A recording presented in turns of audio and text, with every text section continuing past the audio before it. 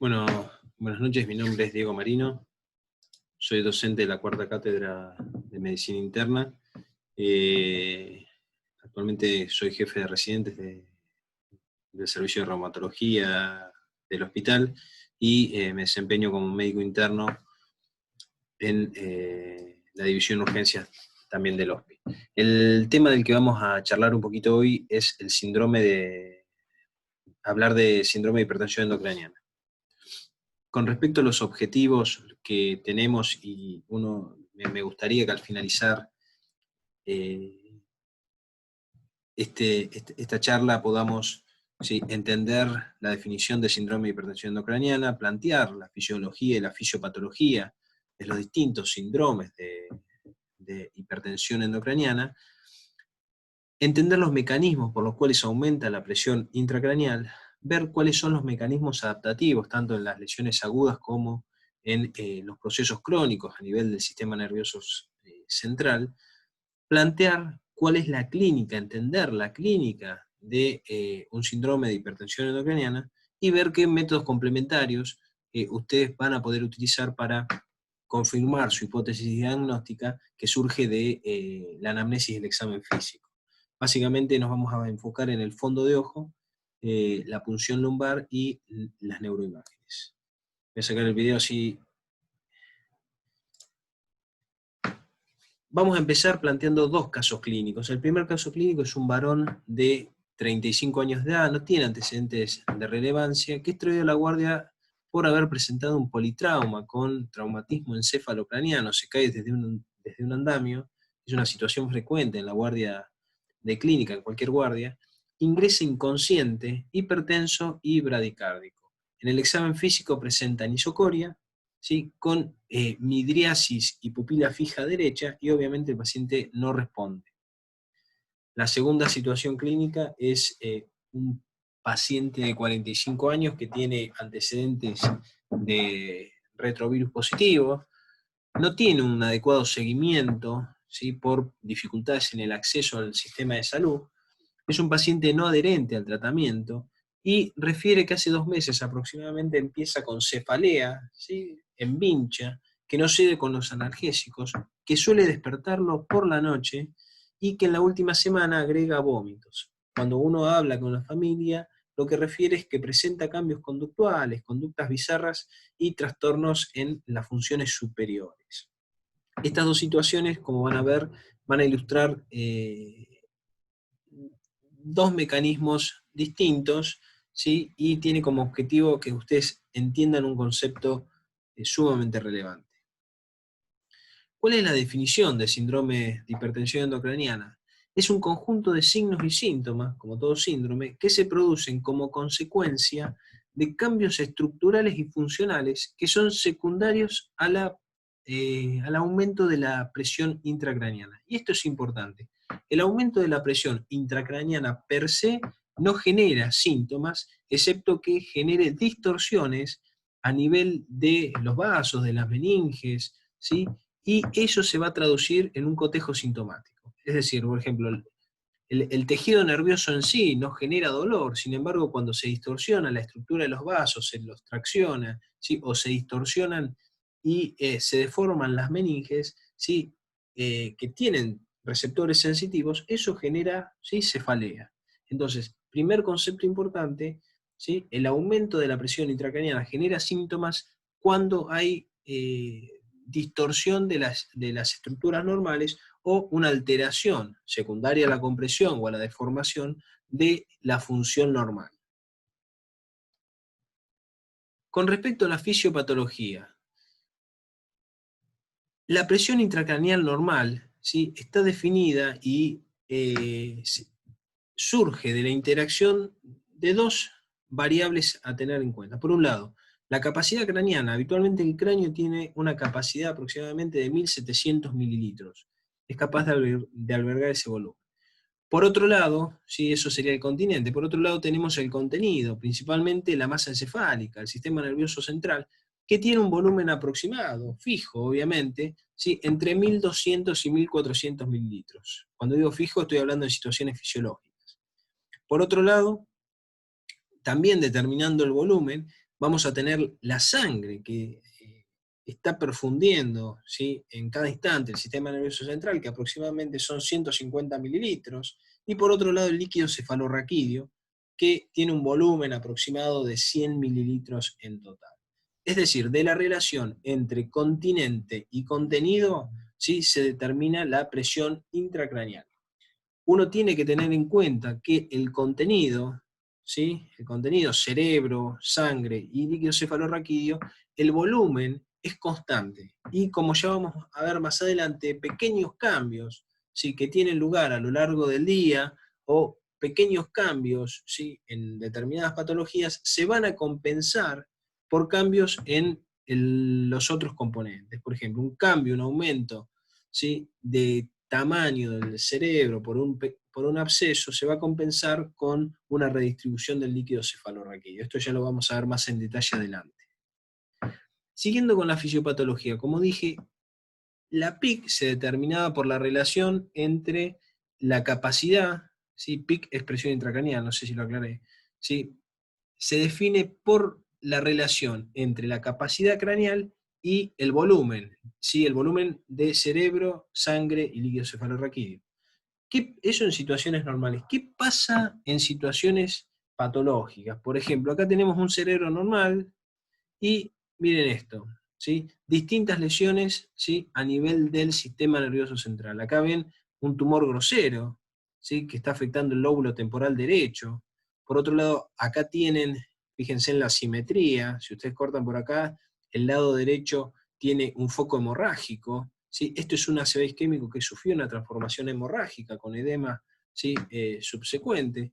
Acá tienen una tomografía donde ustedes observan una gran lesión a nivel frontotemporal, ¿sí?, o frontoparietal del lado izquierdo, ¿sí?, que tiene realce espontáneo, esto es con desviación de la línea media hacia el lado contralateral. Esto es un tumor, un glioblastoma multiforme. Y por otro lado, acá tienen otras lesiones ocupantes de espacio, como son hematomas, que van a generar un aumento del contenido. Por otro lado, hablando de la cantidad de sangre, habíamos dicho que eran 150 mililitros, tenemos que tener en cuenta lo siguiente. En condiciones normales, sí, existe un mecanismo de autorregulación que guarda celosamente la cantidad de sangre que llega al sistema nervioso central. Es decir, nosotros podemos tener, como ustedes ven en este gráfico, ¿sí?, esta es la curvita de autorregulación que conocen de fisiología. Ustedes en las ordenadas tienen el flujo cerebral, ¿sí?, y abajo tienen la presión arterial sistólica, ¿sí? Cuando ustedes ven el flujo sanguíneo cerebral, ¿sí?, y lo relacionan con los cambios de presión, ven que la presión puede cambiar muchísimo, ¿sí?, en un rango donde ustedes van a mantener un flujo constante. Eso es el mecanismo de autorregulación cerebral. Y esto tiene como objetivo justamente evitar que frente a cambios de presión, ya sea, ¿sí?, el menos o el más, se produzcan variaciones en el flujo sanguíneo cerebral. Es decir, que uno podría tener aumentos significativos de la presión arterial sin que aumente el flujo sanguíneo cerebral y por ende sin tener demasiada repercusión a nivel de la presión intracraneal. Con respecto a esto, ustedes tienen que tener en cuenta que la perfusión arterial, ¿sí?, el flujo sanguíneo cerebral, va a estar influenciado no solamente por los cambios en la presión, sino también por dos variables a considerar y que pueden tener su rol tanto en la génesis de la hipertensión endocrinal como en la terapéutica. ¿Sí? Existe una relación entre la presión parcial de dióxido de carbono a nivel de sangre arterial, ¿sí?, y la presión parcial de oxígeno en sangre arterial, donde un aumento de la presión de dióxido de carbono, ¿sí?, a nivel del sistema nervioso central es sensado y genera vasodilatación. ¿Sí? Esa vasodilatación que se produce con el aumento de la presión parcial de dióxido, ¿sí?, va acompañado de aumento de la presión intracraneal, porque aumenta la cantidad de sangre que le lleva. Y como ustedes van a ver, va a haber una redistribución del líquido cefalorraquídeo para evitar que se eleve significativamente la presión como mecanismo compensador. ¿Sí? Entonces, recuerden, ¿sí?, la situación típica es que, por ejemplo, cuando existe en un ambiente cerrado, ¿sí? Donde, o en situaciones donde aumente, ¿sí?, la presión parcial de dióxido a nivel de sangre arterial por hipoventilación principalmente, el paciente puede manifestar cefalea, ¿sí?, cefalea vinculado a la vasodilatación que genera eso. Por otro lado, la caída del oxígeno, de la presión parcial de oxígeno a nivel del tejido nervioso, se va a traducir también en una vasodilatación, ¿sí?, y por ende en un aumento de la presión intracraneal, ¿sí? Entonces, recordar el mecanismo de autorregulación, ¿sí?, que permite mantener la presión relativamente constante dentro de márgenes amplios de cambios de la presión arterial, y por otro lado, la relación con la presión parcial de dióxido y la presión parcial de oxígeno a nivel del sistema nervioso central. Un aumento de la presión parcial de dióxido, ¿sí?, o un descenso de la presión parcial de oxígeno van a tener como consecuencia una vasodilatación y aumento del flujo sanguíneo cerebral, y por ende un aumento transitorio y leve habitualmente en condiciones fisiológicas de la presión intracraneal. Otro concepto a tener en cuenta es que la presión de perfusión cerebral, ¿sí?, va a estar determinado por una diferencia, ¿sí?, y esa diferencia es entre la presión media, presión arterial media, la TAM, la tensión arterial media, y la presión intracraneal. De esto ustedes pueden entender que cambios significativos, tanto en la presión sistémica como en la presión intracraneal, se pueden traducir en cambios en la presión de perfusión y por ende en el flujo sanguíneo cerebral.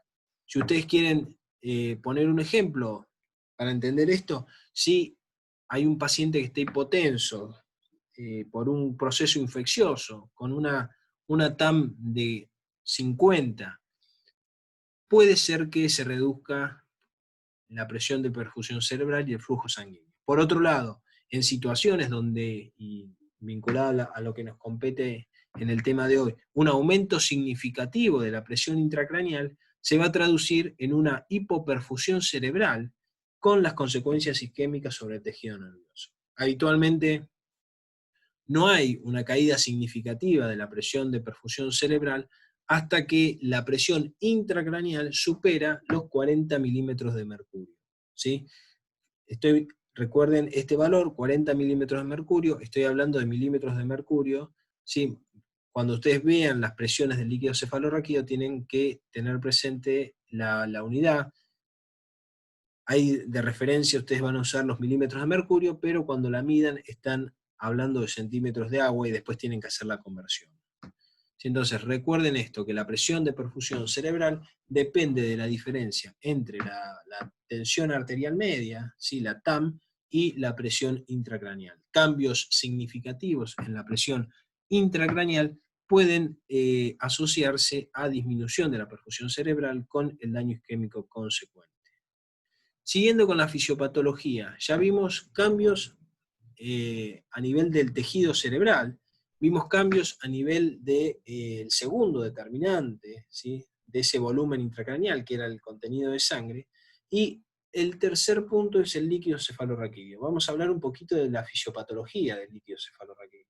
Normalmente, en condiciones normales, el líquido cefalorraquídeo se produce a nivel de los plexos coroideos, de los ventrículos, tanto los ventrículos laterales, el tercer ventrículo y el cuarto ventrículo, y básicamente son pliegues que tienen muchos capilares y están revestidos por células que tienen una función secretora. Entonces se va a producir una secreción activa de sustancias, entre ellos sodio principalmente y movimiento de agua, y eso va a generar como una especie de ultrafiltrado del plasma, perdón, una especie de ultrafiltrado del plasma, ¿sí?, generando el producto, que es el líquido cefalorraquídeo, ¿sí? Habitualmente se origina, principalmente se sintetiza y se secreta a nivel de los ventrículos laterales, el tercer ventrículo y el cuarto ventrículo, y de ahí circula por un gradiente de presión, ¿sí?, hacia el espacio subaracnoideo, ¿sí? Entonces, de los ventrículos laterales y del tercer ventrículo circula a través del acueducto de Silvio, ¿sí?, a través de la protuberancia, llegando al cuarto ventrículo, de la base del cuarto ventrículo, a través de los forámenes, ya sea de Lurchka o de Magendie, ¿sí? Van a pasar al espacio subaracnoideo, ¿sí? Y se van a distribuir en el espacio subaracnoideo de la médula espinal, van a llenar las cisternas y van a ir ascendiendo de forma rostral para llenar todo el espacio subaracnoideo. ¿Sí? Si ustedes recuerdan, ¿sí? Estas son las meninges, ¿sí? La pioaracnoides, ¿sí? Con esas trabéculas que tiene en el medio, es lo que define el espacio subaracnoideo, que tiene vasos y por otro lado está lleno de líquido cefalorraquídeo. Un concepto a tener presente para que ustedes puedan entender una de las manifestaciones clínicas y que ustedes van a encontrar en el examen físico, es que el espacio subaracnoideo, ¿sí? Que va a estar lleno de líquido cefalorraquídeo, se extiende, ¿sí? A través del nervio óptico, de la vaina del nervio óptico, ¿sí? Y después las meninges se fusionan. Pero si ustedes ven en esta parte, existe espacio subaracnoideo, es decir, que el ojo es una prolongación del sistema nervioso central por la retina, que es tejido nervioso, y por otro lado tiene espacio subaracnoideo, tiene una parte, está rodeado al menos en 2/3 por líquido cefalorraquídeo. Y esto va a tener importancia para entender uno de los hallazgos del síndrome de hipertensión endocraniana.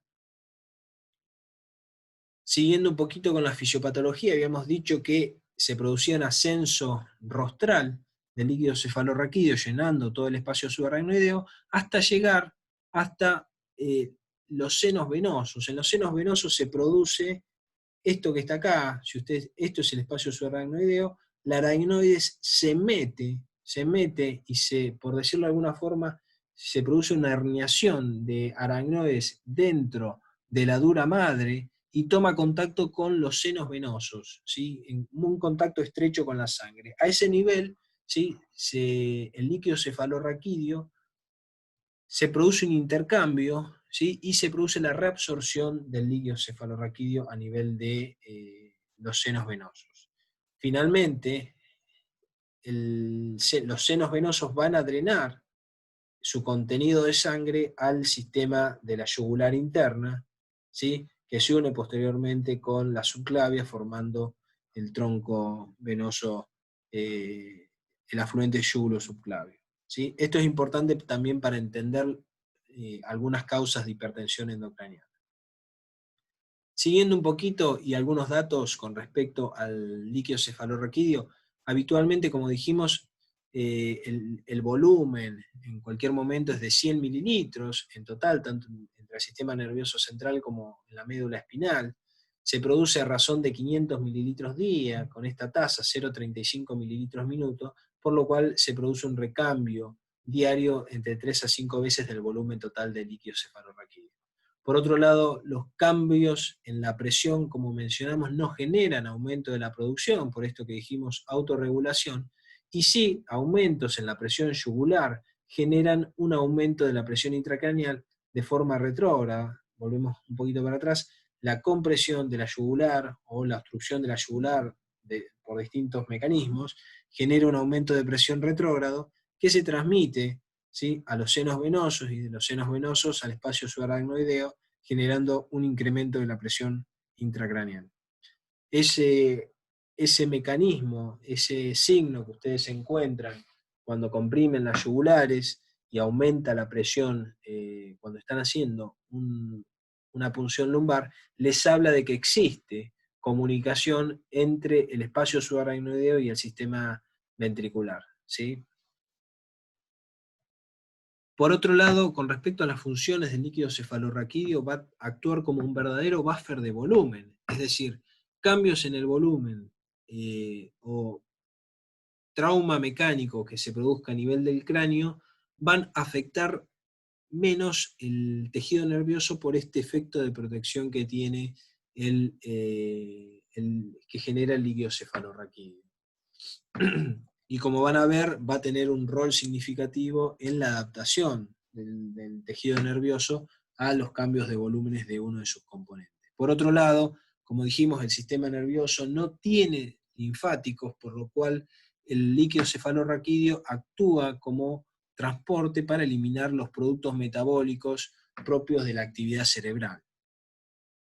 Cuando ustedes, teniendo en cuenta esto, lo dicho hasta el momento, el resultado de esa interacción entre continente y contenido, se traduce en una presión, como habíamos mencionado, y ya yendo a los valores, si ustedes hacen una punción lumbar, la presión normal en centímetros de agua, esto es centímetro de agua, cuando lo quieran convertir a milímetros de mercurio lo tienen que multiplicar por este valor, ¿sí? La presión normal cuando el paciente está acostado, que es una de las posiciones en las que se hace habitualmente la punción lumbar, es entre 7 y 17 centímetros de agua. Si el paciente se sienta, a la presión normal del líquido cefalorraquídeo se suma el efecto de la gravedad, por lo cual sentado la presión es más elevada, y varía entre 8 y 25 centímetros de agua estando sentado.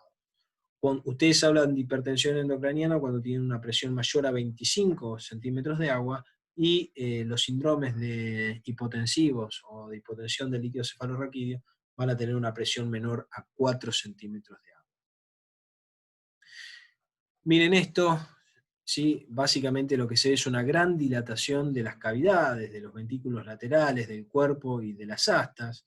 Esto es una hidrocefalia, esto es una tomografía normal, y esta es la imagen tomográfica con una dilatación grosera de los ventrículos laterales, tanto las astas anteriores como las astas posteriores. ¿Sí? Este sería el otro componente, ¿sí?, de la fisiopatogenia que venimos mencionando. Vamos a ver un poquito qué es lo que pasa con la adaptación. Este buen muchacho, supongamos que tiene una lesión, ¿sí?, de crecimiento lento, como es este glioblastoma, crecimiento lento.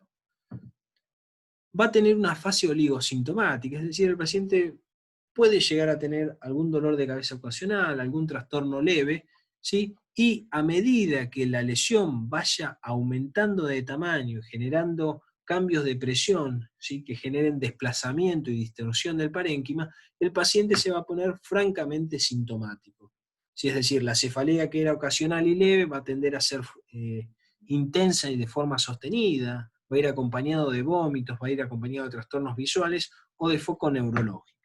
Si la lesión no es tratada y progresa, llega un punto en que se produce un aumento tan marcado de la presión intracraneal que se producen desplazamientos del tejido nervioso con herniación, ¿sí?, de distintas porciones del sistema nervioso, y finalmente el paciente, si no se resuelve esa situación, se produce la muerte. Podemos hablar que en una primera etapa, en las lesiones de crecimiento lento, hay compensación. ¿Y cómo se compensa este aumento del tejido nervioso? Se va a compensar principalmente por cambios, por redistribución del líquido cefalorraquídeo. Es decir, acá se genera un aumento del volumen, ¿sí? Y inicialmente, si ustedes miran, en esta primera fase de compensación hay aumento de la presión intracraneal, sin embargo es leve. ¿Por qué? Porque se está redistribuyendo y reorganizando tanto el flujo cerebral como el líquido cefalorraquídeo. Entonces actúan como buffer de presión y no generan, ¿sí?, gran aumento de la presión intracraneal. Una vez que se superan, ¿sí?, esos mecanismos compensadores, ¿sí?, el tejido no se puede producir más redistribución del líquido cefalorraquídeo, ¿sí?, y si la lesión sigue creciendo, a partir de ese momento, cuando se supera la compensación, va a haber un incremento brusco en la presión intracraneal, y es cuando el paciente, por ejemplo, se va a enclavar. Esto pasa con las lesiones de crecimiento subagudo o crónico.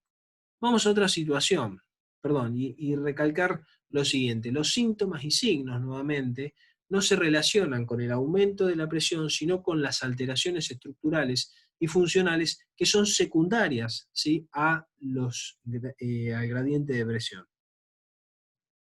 Vamos a otras situaciones. El mismo paciente tiene esta lesión, es un hematoma subdural, ¿sí?, extenso, con mucho edema cerebral y franco desplazamiento de la línea media. Por ejemplo, que puede ser un paciente que haya tenido un traumatismo encefalocraniano, y esto es agudo.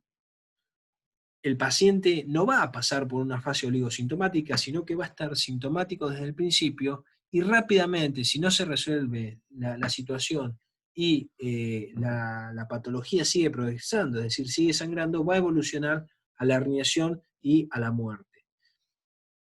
Es decir, que en los procesos agudos no damos tiempo a que los mecanismos compensadores, redistribución del líquido cefalorraquídeo, ¿sí?, desplazamiento gradual de los pliegues de dura madre, no permiten, ¿sí?, el proceso agudo una compensación, por lo cual, si ustedes comparan, esta es la curva, ¿sí?, de presión en lo que era el glioblastoma que habíamos puesto de ejemplo anterior, si ustedes comparan con un proceso agudo, se pierde rápidamente la compensación, entonces rápidamente hay un incremento de la presión intracraneal, ¿sí?, por lo cual el paciente está sintomático y si no hacemos nada se va a morir, ¿sí?, en la guardia de urgencias.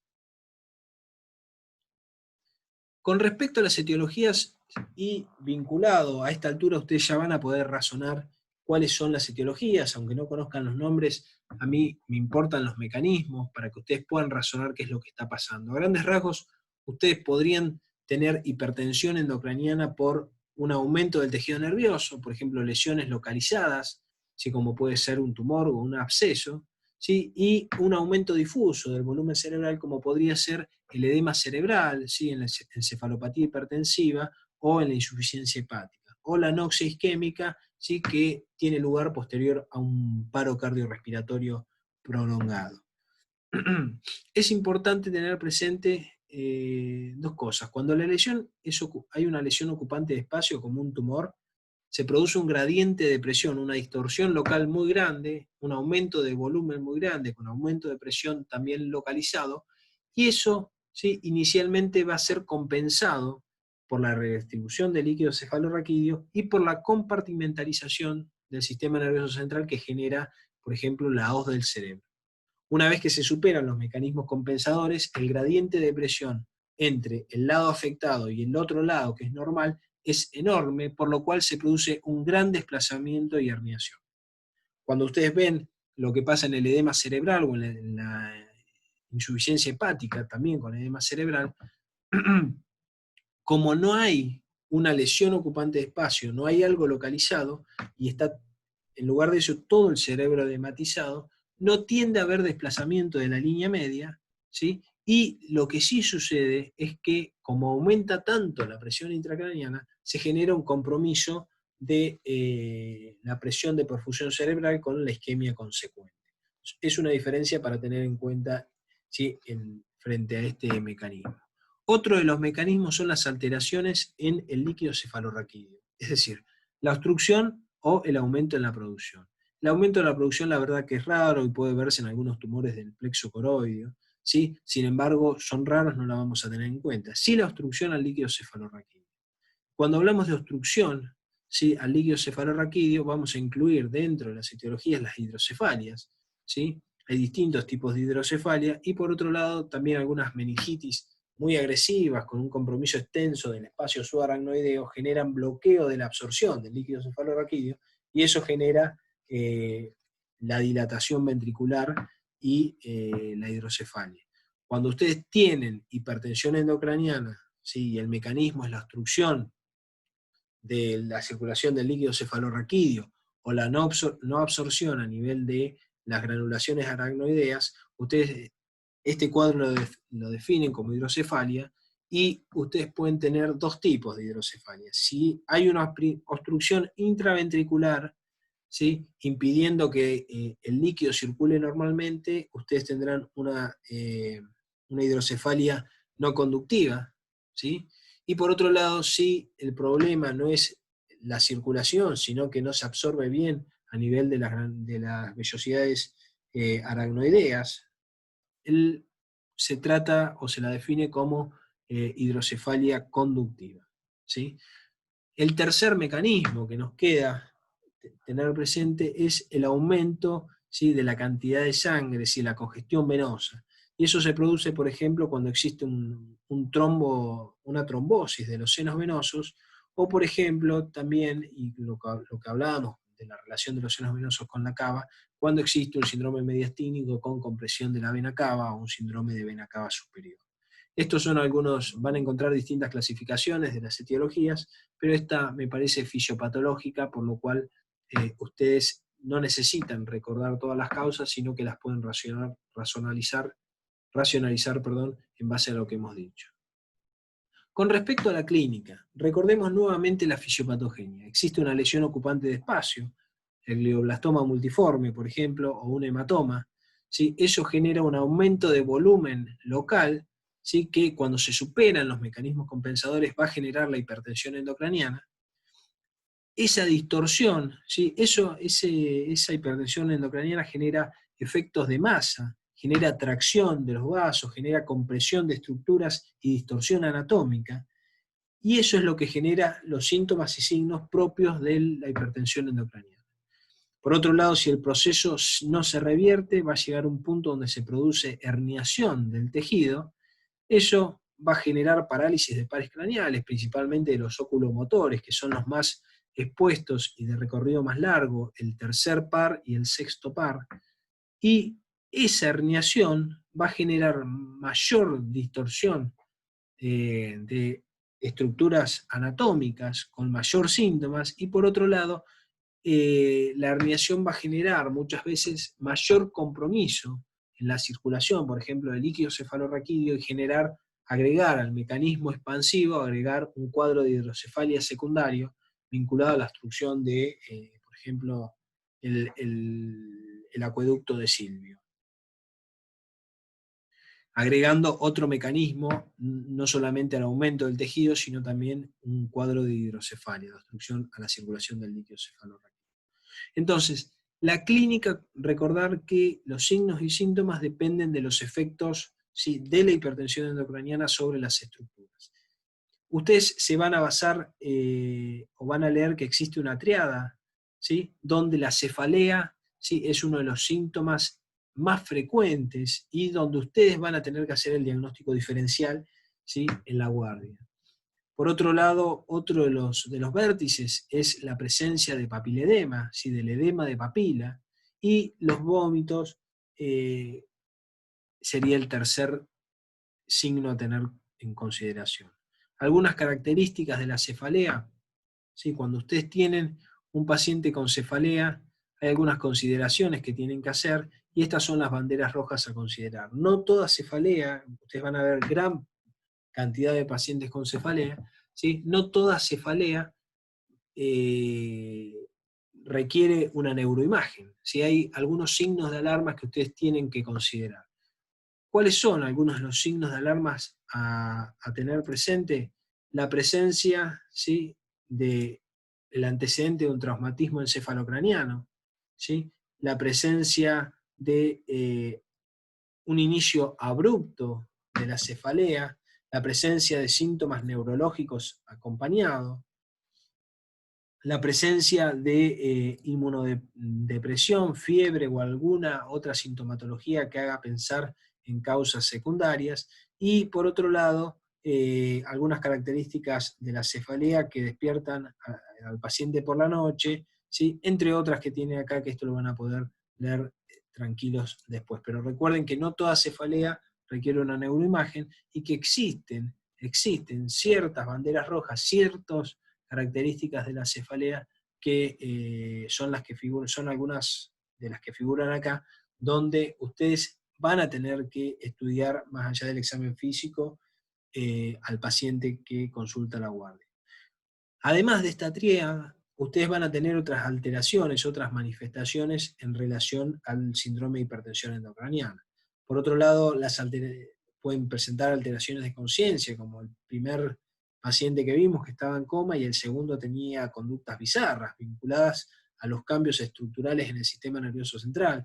Puede tener un foco neurológico, por ejemplo, puede tener una hemiparesia facio-brachioradicular izquierda o braquial izquierda, ¿sí? Puede tener síndrome vertiginoso, vinculado al compromiso, ya sea o del oído, o tener un trastorno motor y del equilibrio vinculado a un trastorno cerebeloso. Por otro lado, cuando se afecta la corteza, por ejemplo, en un tumor, pueden aparecer convulsiones. Las convulsiones hablan de compromiso cortical. Como mencionamos, puede haber afección de pares craneales, principalmente los oculomotores, el tercer y el sexto par, en base a la herniación y a la compresión extrínseca por el aumento de presión intracraneana. Alteraciones cardiorrespiratorias vinculadas con cambios a nivel de los centros respiratorios, a nivel del tronco encefálico, y esos cambios respiratorios pueden evolucionar, si uno no revierte la causa, a su extremo, que es el paro cardiorrespiratorio y obviamente la muerte del paciente. Tener presente, cuando hablamos de compromiso de pares craneales, que uno de los signos y síntomas de alarma que ustedes van a ver en todas las películas, los primeros que hacen en cualquier paciente que entre inconsciente, le miran las pupilas, ¿sí? La reactividad pupilar. ¿Sí? Nuestro paciente, el primer paciente, estaba en coma, y no solamente eso, sino que tenía una dilatación pupilar, tenía anisocoria con una dilatación pupilar derecha, ya vamos a ver por qué. Entonces, el compromiso de la parte autonómica del tercer par es un indicador temprano de herniación, ¿sí? de herniación de tejido nervioso, a tener en cuenta. Una vez que uno sospecha desde la clínica, ¿sí? El síndrome de hipertensión endocraniana, y también puede pensar en las etiologías, ¿sí? Y uno de los estudios que va a utilizar en su diagnóstico es el fondo de ojo, ¿sí? El fondo de ojo lo puede realizar uno a la cabecera del paciente. Habitualmente, en el contexto de un traumatismo encefalocraniano, uno trata de no utilizar medicación midriática para dilatar la pupila, sino que lo trata de hacer con la mayor oscuridad posible, lo cual a veces es dificultoso en la guardia. ¿Sí? También, y con mayor precisión, habitualmente se pide la interconsulta con oftalmología, y el oftalmólogo nos ayuda mucho a valorar el fondo de ojo. No utilizamos cicloplégicos en la guardia porque, como dijimos, la presencia de reflejo pupilar es un indicador de localización y nos habla en parte de que el paciente puede estar enclavándose, ¿sí? O herniándose. Cuando ustedes vean el fondo de ojo, ¿sí? Ustedes, en el caso de la hipertensión endocraniana, lo que les va a interesar es esta partecita, les va a interesar, ¿sí? La papila, ¿sí? Principalmente, y por otro lado van a tener en cuenta, ¿sí? Los vasos. Recuerden la relación que habíamos dicho, ¿sí? Que toda esta parte acá y acá existía espacio subaracnoideo, ¿sí? Para entender los hallazgos del fondo de ojo. Cuando ustedes miran, ¿sí? Un fondo de ojo normal, ustedes lo que están viendo es una papila perfectamente definida, ¿sí? Con vasos, ¿sí? Normales. Si ustedes miran la siguiente diapositiva, ¿sí? La siguiente imagen, perdón, lo que van a ver, ¿sí? Son papilas de bordes borrosos, ¿sí? Eso es edema de papila o papiledema. Y por otro lado, si ustedes comparan el tamaño de los vasos, va a haber un afinamiento de los vasos arteriales, y eso se produce porque el aumento de la presión, ¿sí? A nivel del espacio subaracnoideo comprime el nervio óptico, ¿sí? Y genera compresión de la arteria central de la retina, generando, ¿sí? El afinamiento de los vasos hacia la periferia, y por otro lado genera compromiso de la vena central de la retina, ¿sí? De las estructuras venosas, generando congestión venosa, ¿sí? Incluso si ustedes miran, acá tienen hemorragias, ¿sí? Está el edema de papila que existe, está la presión intracraneal que genera mucha presión venosa, y hay sangrados a nivel retiniano. Por otro lado, otro de los métodos que van a utilizar para el diagnóstico, para la confirmación de la hipertensión endocraniana y para el diagnóstico diferencial muchas veces, es la punción lumbar, ¿sí? Después le voy a dejar el link a un video del New England, donde tienen la técnica. Está hermoso cómo se realiza la punción lumbar. Habitualmente se realiza en esta posición, tipo en una posición fetal, con el paciente en decúbito lateral. Se buscan las espinas ilíacas posteriores superiores, sí, que eso coincide con la apófisis espinosa de la quinta lumbar, ¿sí? Y se sube un poquito y se busca el espacio entre la espinosa de la cuarta y la quinta y ahí se ingresa, ¿sí?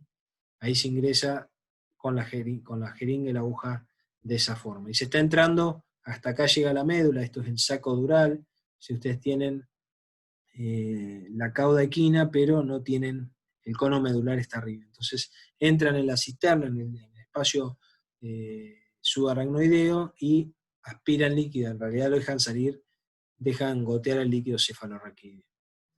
¿Cuáles son las indicaciones, ¿sí?, para una punción lumbar? Y cuando nosotros pensemos, ¿sí?, que estamos frente a síndromes de hipertensión endocraniana, ¿sí?, siempre y cuando descartemos, y ahora vamos a ver las contraindicaciones, lesiones ocupantes de espacio.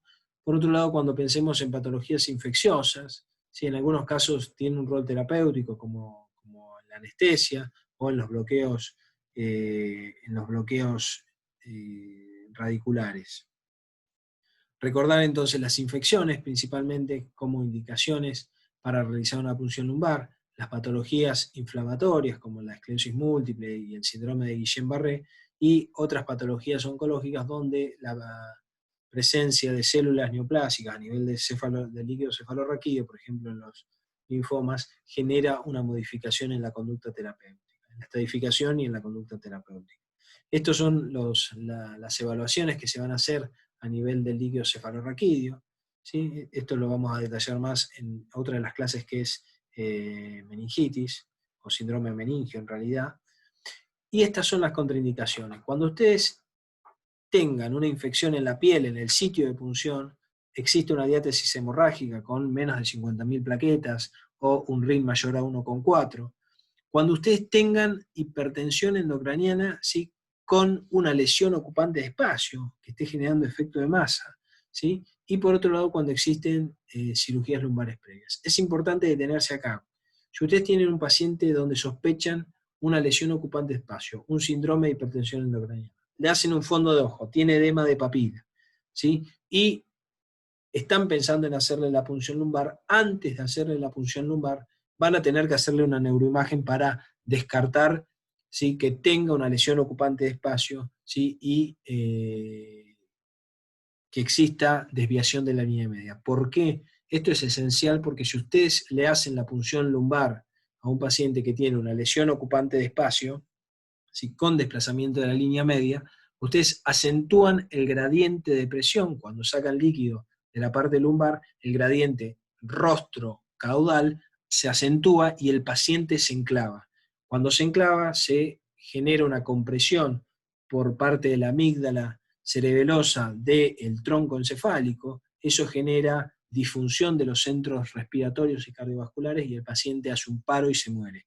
Entonces, recordar que siempre, antes de realizar una punción lumbar, ustedes tienen que tener, cuando la sospecha obviamente es un síndrome de hipertensión endocraniana, tienen que tener una neuroimagen que descarte una lesión ocupante de espacio con efecto de masa, porque si no, ustedes pueden generar que el paciente se enclave.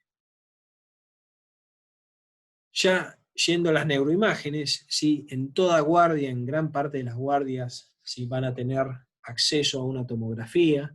Una simple tomografía los va a orientar muchísimo y es el estudio, la neuroimagen, la primera neuroimagen que ustedes van a pedir, ¿sí? Eso les permite ver características detalladas del sistema nervioso central, de los ventrículos, y por otro lado les va a permitir diferenciar si existe sangre o no, ¿sí?, que es algo importante sobre todo en el trauma y en el ACV.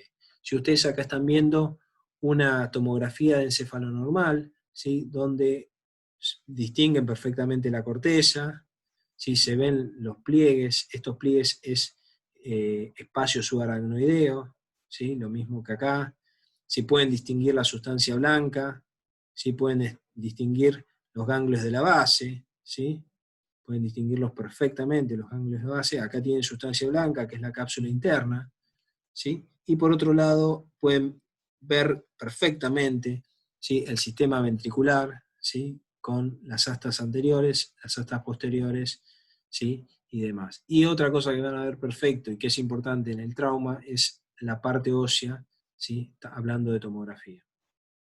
Si ustedes comparan con lo que tienen al lado es una dilatación grosera, ¿sí?, del sistema ventricular. Esto es una hidrocefalia, probablemente una hidrocefalia no conductiva, se hace una obstrucción en el acueducto de Silvio, ¿sí?, o en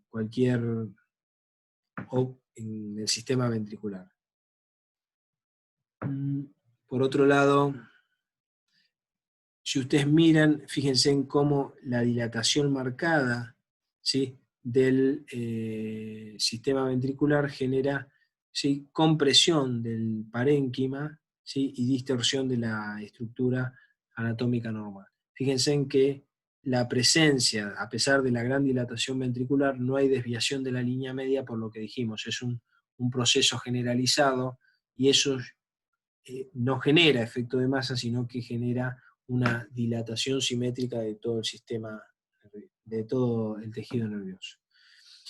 Acá tienen otro ejemplo, ¿sí?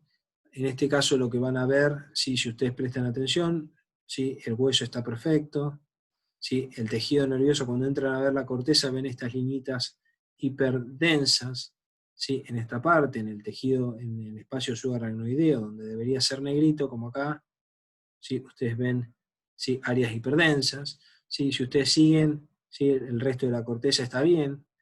Cuando ustedes miran, la línea media está centrada, si las estructuras, ¿sí?, los ventrículos son normales, ¿sí?, los ganglios de la base se ven perfectos, ¿sí?, entonces lo que tienen acá es una hemorragia subaracnoidea, ¿sí?, que habrá que estudiarlo. La causa más frecuente de esto es la ruptura de un aneurisma, ¿sí?, de una lesión aneurismática. Este es otra lesión, ¿sí? Nuevamente, no existen lesiones a nivel del cráneo evidentes, al menos en esta ventana, que es la ventana de parénquima.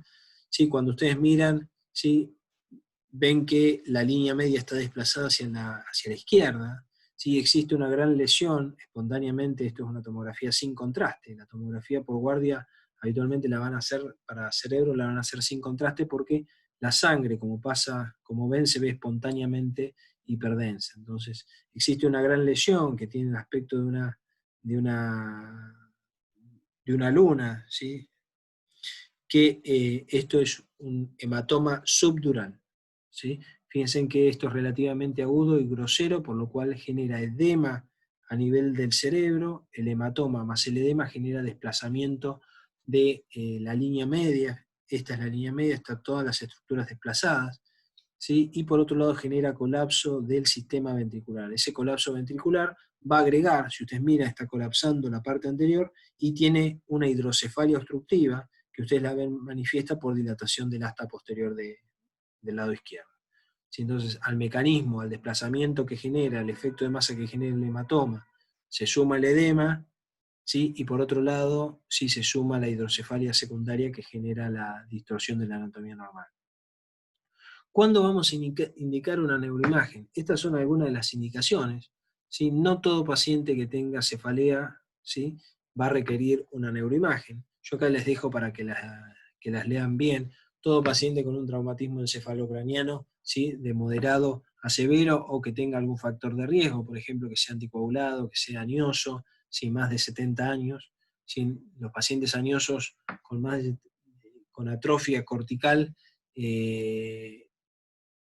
cuando se golpean, el cerebro hace como un efecto de vaivén, ¿sí?, con lesión de pequeños vasos y mayor riesgo de sangrado. Entonces, todo paciente añoso con un traumatismo encefalocraniano, sobre todo si tiene foco neurológico o trastorno del sensorio, debería realizarse una neuroimagen. Todo paciente que tenga cefalea y que tenga foco neurológico, que tenga edema de papila, que estemos pensando en hacer una punción lumbar, debería tener una neuroimagen. Acá yo les dejo la lista y después le voy a pasar a Eva una carpeta con varias de las bibliografías que utilicé para realizar la clase. Ya finalizando, acá les dejo ejemplos, ¿sí?, para que vean. Esto es nuevamente una resonancia de cerebro. La resonancia la van a utilizar, ¿sí?, con menos frecuencia, sobre todo en los pacientes agudos. En el agudo habitualmente utilizamos tomografía sin contraste, porque nos ayuda a definir la conducta en la urgencia. En patologías crónicas, obviamente la resonancia magnética brinda una resolución tisular mucho mayor a la tomografía. Como ustedes ven, la definición entre sustancia blanca y sustancia gris es mucho mejor, ¿sí? Por lo tanto, la caracterización tisular, incluso con técnicas con espectroscopía y demás, permiten incluso el acercamiento a la etiología de lo que están viendo. Esto es un tumor, ¿sí? Ustedes ven la gran lesión que está creciendo y que distorsiona el parénquima, asociado ven edema, esto más negrito acá es edema, ¿sí? Vasogénico vinculado a la lesión tumoral. Por otro lado, el tumor tiene una zona cavitada, es heterogéneo, tiene sangrado espontáneo y tiene cavitaciones. Entonces, esto es la imagen de un glioblastoma, un tumor primario del sistema nervioso central.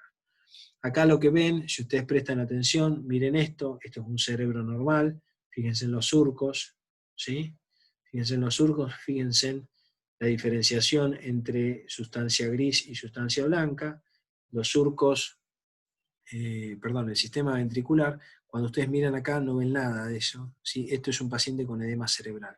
¿Sí? Está tan agrandado el tejido nervioso por el edema en el espacio intersticial que desaparecen los surcos y genera colapso del sistema ventricular. Esto es una situación extrema, ¿no? Esto ya lo habíamos visto, ¿sí? El espacio subaracnoideo que tiene sangre, ¿sí? Contenido espontáneamente hiperdenso, ¿sí? En una hemorragia subaracnoidea por rotura de un aneurisma, por ejemplo, un hematoma subdural con la imagen en semiluna, un hematoma extradural, ¿sí? Acá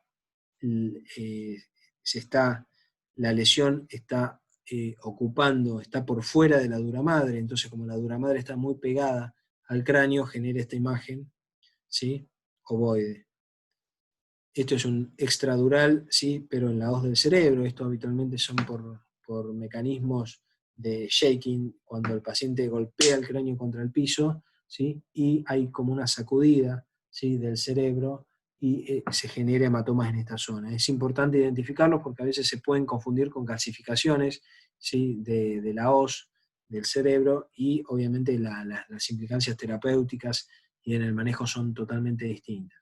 Y finalmente el otro tipo de hematoma, que es un hematoma intraparenquimatoso, ¿sí? por un traumatismo podría ser, que es el tercer tipo de hematoma que podemos ver. ¿Sí? Fíjense, acá tienen las lesiones espontáneamente hiperdensas, tienen edema, ¿sí? Edema cerebral, ¿sí? Esto que ven más negrito es edema cerebral, y hay desplazamiento de la línea media. Entonces recuerden el primer método complementario, ¿sí? La primera neuroimagen que van a utilizar siempre es la tomografía sin contraste, les permite definir el parénquima, ¿sí? El parénquima encefálico, les permite ver el sistema ventricular, si está dilatado o no, les permite ver si hay sangre o no, y esto es importantísimo, y por otro lado les permite definir de forma excelente la estructura ósea para ver si hay fractura, sobre todo en el contexto del politrauma. Volviendo a los pacientes, el paciente de 35 años que no tenía ningún antecedente, que me había presentado un traumatismo encefalocraniano por caída de un andamio, que ingresa a la guardia en coma, ¿sí? Y con anisocoria por midriasis derecha. Cuando ustedes le hacen la tomografía, lo que encuentran es un gran hematoma, ¿sí? Subdural que está desplazando la línea media, ¿sí? El paciente está en coma porque esto es agudo, no da tiempo a la compensación, y entonces se produce el desplazamiento de la línea media y compromisos de los centros, por un lado respiratorios y por otro lado por el SARA, el sistema reticular activado ascendente, ¿sí? Y eso se traduce en coma del paciente. La anisocoria probablemente tenga que ver con compromiso mecánico, compresión mecánico, que el paciente se está herniando, ¿sí? Compromiso mecánico del tercer par del lado derecho. Y finalmente el otro paciente, 45 años, con antecedente de infección por retrovirus, ¿sí? Que no es adherente al tratamiento y que presenta una cefalea de dos meses, que tiene características que hacen pensar en una causa grave, en una causa estructural, como que lo despierta por la noche y que no cede con los analgésicos. que presenta vómitos y cambios en la conducta. Cuando le hacen la tomografía de encéfalo, perdón, esto es una resonancia, cuando hacen la resonancia, ustedes ven una lesión que realza en forma de anillo, ¿sí? Y que genera un gran edema perilesional con desplazamiento de la línea media. ¿Sí? Esto es una lesión crónica, ¿sí? El paciente no está en coma, sí tiene alteraciones o ha tenido alteraciones significativas, pero han sido graduales y una etapa donde tenía la lesión, ¿sí? No había tanto compromiso, ¿sí? Tanto efecto de masa, y el paciente estaba, más allá de la cefalea, podía no tener ningún otro síntoma debido a esa compensación, ¿sí? A esa compensación que genera la redistribución del líquido cefalorraquídeo. Este es algo de la bibliografía utilizada. Yo le voy a dejar muchos de estos artículos, se los voy a dejar a Eva por si a alguien le interesa. Me interesa que vean sobre todo lo de punción lumbar del New England, y después para el que esté interesado y tenga tiempo puede ver cualquiera de estos artículos. No es bibliografía indispensable, con que ustedes lean el libro de semiología o el libro de medicina interna que quieran, está excelente y si ustedes aprenden eso está más que perfecto. ¿Sí? Si quieren complementar con fisiopatología, el Robbins siempre aporta algo, pero bueno, para los que quieran, acá yo les voy a dejar los artículos, muchos de los artículos que utilicé. Finalmente, quería tomarme un minuto para felicitarlos por el esfuerzo que están haciendo. Estamos en una situación que parece sacado de una película de ciencia ficción, de un capítulo de Black Mirror, no sé si vieron la serie, pero es una situación que se ha extendido mucho, ¿sí? Y que ya a esta altura no solamente estamos en plena, con la pandemia en pleno auge, sino que también estamos empezando a ver las consecuencias emocionales del confinamiento social, ¿sí? Y demás. No les toca una cursada fácil. Si la cursada de semiología tiene, es muy rica porque habitualmente ustedes revisan a los pacientes y demás, por lo cual les toca una situación compleja, ¿sí? Compleja, donde tienen que tratar de aprender cosas que no están viendo, ¿sí? Por otro lado, y también reconocer el esfuerzo de todos los docentes de la cátedra, por el hecho de que tampoco es fácil dar semiología por continuar con la actividad, ¿sí? No es fácil. Entonces, yo quería descartar esto. Los filósofos piensan, ¿sí? Desde distintas, a lo largo del tiempo han pensado lo mismo de distintas formas, ¿sí? Yo les dejo dos frases que me gustan mucho y que en parte me parece que es un homenaje al esfuerzo que están haciendo ustedes, el esfuerzo que están haciendo todos los docentes del servicio. La primera frase, ¿sí? Dice: en medio del caos también hay oportunidad, y me parece que todos estamos aprovechando los cambios a los que nos obliga esta situación de cuarentena y de la pandemia por coronavirus, ¿sí? Para obtener resultados, ¿sí? O tratar de seguir haciendo docencia o seguir trabajando por otros medios, ¿sí? Pero sobre todo quiero dejarles la segunda frase, ¿sí? La primera es de Confucio, de Sun Tzu. La segunda frase es de un filósofo argentino, ¿sí? Y esto creo que tiene que ser un homenaje para ustedes y ustedes tienen que permitirse ese homenaje, ¿sí? Que es, la frase es: sacar belleza de este caos es virtud.